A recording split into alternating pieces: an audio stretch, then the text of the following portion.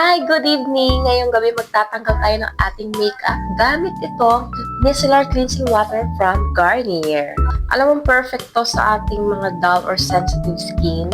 Perfect itong cleansing water ng Garnier. Kasi, tignan mo, tatanggal niya kaagad yung ating makeup. No perfume and no alcohol pala to ha. Kaya maganda siyang gamitin sa face, sa eyes, and sa lips. Tapos hindi siya nag-iiwan ng masamang amoy. Tignan mo yung natanggal niya sa ano ko. Ang dumi, diba? Diba? Perfect yung gamitin. Siyempre, kasama yung liig natin dyan sa pagtatanggal ng makeup kasi nilalagyan ko to ng powder. Hindi siya mahapdi sa mukha. Kaya kung hindi ka pa nakapag-try nito, pwede mo itong itry. Lalo na kung meron kang sensitive skin. Maganda tong gamitin, Mare. Siyempre, bago tayo matulog, dapat hindi tayo nag-iiwan ng anumang makeup sa mukha natin para nakakahinga yung balat natin. Yung gamit ko palang cotton pads, ito, from Fem. Meron siyang 35 sheets. Tapos, mura lang nito. Nasa 29 pesos lang to.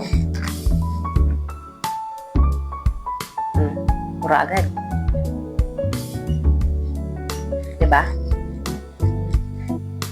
Hindi rin masakit siya tanggalin sa lips kasi nga lumambot na yung lip balm na nilagay ko para madaling matanggal yung lipstick ko kasi yung gamit ko is yung Maybelline, so napaka super stay niyan sa lips.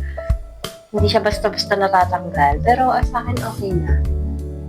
And then next, gagamit tayo nitong Celetec, ang ating facial moisturizer. Pwede ka mag-apply nito sa morning at sa evening.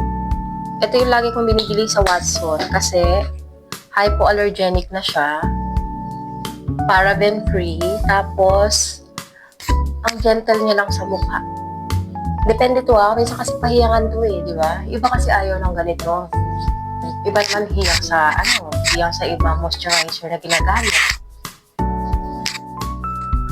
Pero sa akin to hiyang to, every morning tsaka evening bago matulog ito yung ginagawa ko. Ito lang, wala nang iba. Hindi na ako ano ng anik-anik. Kasi ang mahal din. Diba? So, doon lang tayo sa medyo afford lang natin ng konti. Tsaka subok na to, dermatologist tested na to. Then, yung next natin gagamitin na itong Vaseline Lip Care. Naglalagay ako nito bago matulog. Kasi, ang hydrated lang talaga ito pagkagising mo sa umaga. Perfect to sa may mga chapped lips. Kung nagda-dry yung lips nyo, pwede kayo maglagay nito. Recommended tong Vaseline Lip Care. Mabibili mo rin